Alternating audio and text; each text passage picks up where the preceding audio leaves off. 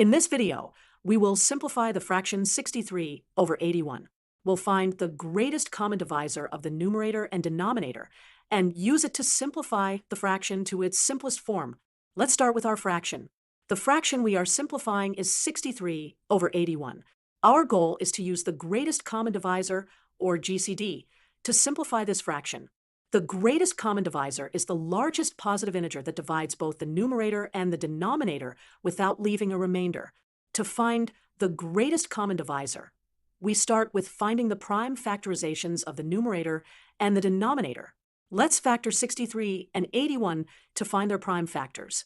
First, let's factor 63. We can divide it by 3, giving us 3 times 21. We continue to divide 21 by 3, which gives us 7. Therefore, the prime factors of 63 are 3 multiplied by 3 multiplied by 7.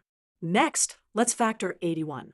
We can begin by splitting it into 9 times 9, and then split each 9 into 3 times 3. Thus, 81 is equal to 3 multiplied by 3, multiplied by 3, multiplied by 3. Now that we've found the prime factorizations of both numbers, we can find the GCD by taking the lowest number of common factors. The common factors are 2 3's, which means that the GCD is 9.